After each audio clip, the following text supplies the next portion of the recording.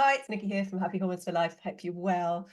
Today I'm talking about breath work and how it can sometimes be the game changer for your toolkit, your health toolkit.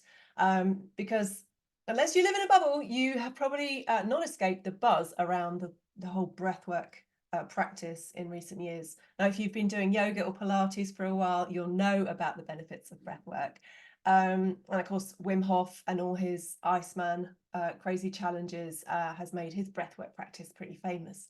But despite recent popularity, breathwork is far from new. It's been around for millennia across very diverse cultures. These days, breathing is actually an industry, almost. It's something that has evolved into a thriving industry with lots of courses, coaches, and retreats, all promising this transformation.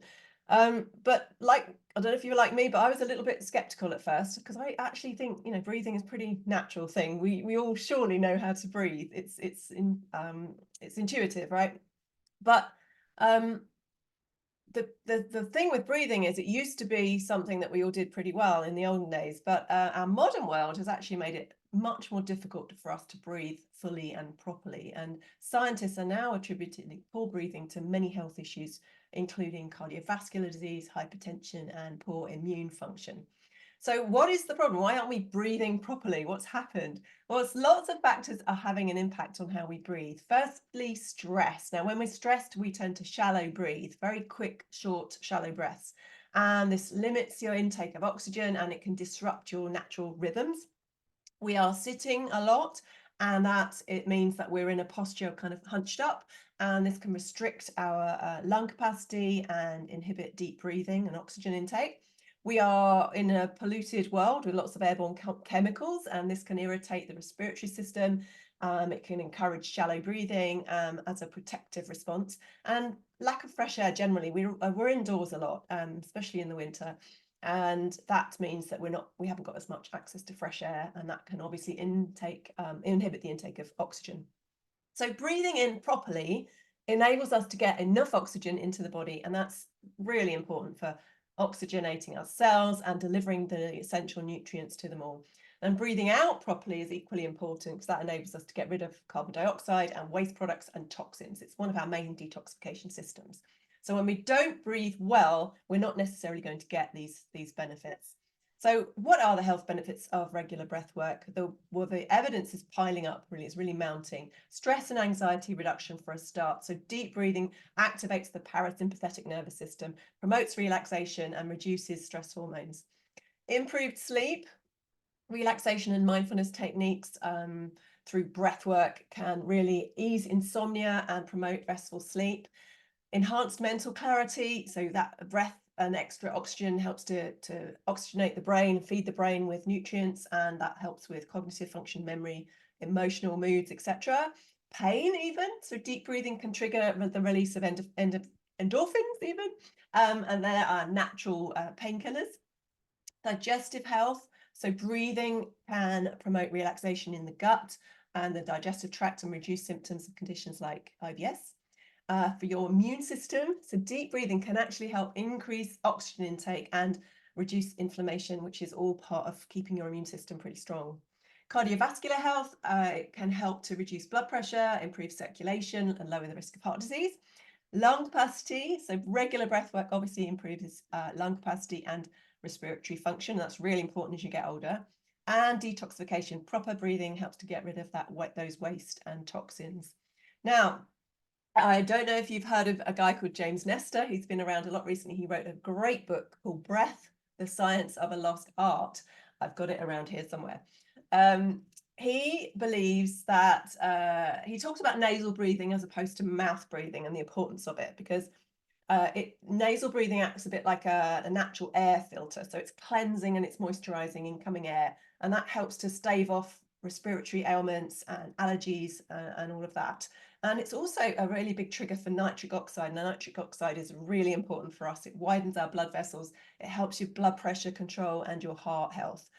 And nasal breathing encourages diaphragmatic breathing.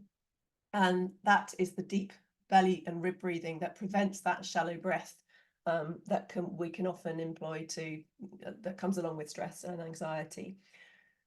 Sometimes it's not always easy to nasal breathe all the time. You might need to mouth breathe, especially if you're exercising or you've got congestion in the nose, etc. But if you can mouth breathe if you can nasal breathe as much as you can, and he obviously advocates things like taping the mouth when you sleep at night to kind of encourage your nasal breathing during the night, and that has been shown to have huge health benefits. But it's not always possible for everyone. But and you may not want to feel comfortable doing that, but it's one tool that you could try.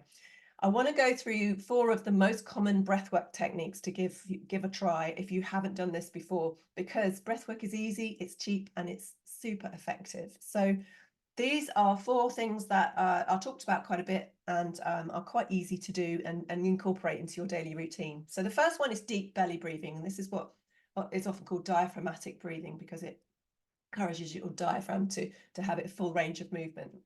This is where you want to sit or lie comfortably. You want to place one hand on your chest and the other on your abdomen. You want to inhale deeply through your nose, allowing your abdomen, your belly, to fully expand while keeping your chest relatively still. So that encourages the air to go deep. And then exhaling slowly through the nose, gently contracting your abdomen or belly. And you can repeat that for several breaths. And you're really focusing on the sensation of your breath moving in and out. So it's quite relaxing as well. The second one is 4-7-8 breathing. And this is very, very relaxing. So if you're particularly stressed, this is a good one to try. So again, you want to sit or lie in a comfortable position. You want to close your eyes and take a deep breath in through your nose for a count of 4. Hold your breath for a count of 7. And then you want to exhale slowly and completely through the nose for a count of 8. So your exhale is going to be much longer than your inhale. And this really helps to switch on that parasympathetic nervous system so that your vagus nerves get stimulated and your body gets the signal that you're safe, relaxed, and everything can kind of calm down. Third one is alternate nostril breathing. You might have heard of this one. It's very common. If you've done yoga before, you'll have definitely done this one. And this is where you use your right thumb to block your right nostril, inhaling deeply through your left nostril. And then you use your right ring finger to block your left nostril, let go of your thumb, and exhale completely through the right nostril. It's quite difficult to do when you're talking at the same time. So you're exhaling through the right, and then you inhale again through that same right nostril, switch fingers to block the right one, and exhale through the left one. Give this a go. You'll get used to the pattern of it, and it becomes a little bit more automatic. But do that for several minutes, and you'll really focus on that flow of air through the nostrils and the sensation of it. And after that, it should be feel quite relaxed after that. And then lastly is one that's often a good one to get started is box breathing, square breathing. So that's where you just inhale deeply through the nose for a count of 4, hold your breath for a count of 4, and then exhale completely and slowly through your nose for a count of 4 again. So it's 4, 4, 4, and then you hold your breath at the end too. So you're holding your breath twice, and then you're inhaling and exhaling for 4 too. So you're kind of visualizing a square as you inhale, hold, exhale, hold. And that one's quite nice to do if you're having trouble sleeping. All of these techniques, there's lots more, but I'm just quoting the 4 that are quite commonly used. They all promote relaxation, they help to reduce stress, they can improve your sleep, and generally enhance your overall well-being, because you're taking in that oxygen and you're shutting down that fight or flight system when you're doing this. You can adjust the pace and duration and try different techniques according to what feels good for you. And how much you've done of this before, obviously, and do always check with your doctor if you have any kind of heart condition or lung condition or any major health condition, because you don't want to complicate things. If you need any other support, I really hope that was helpful, by the way. And if you need any other support with your health, we're always here. Do contact us for more information on our testing and our health and one-to-one support. I hope you found that helpful. Take care.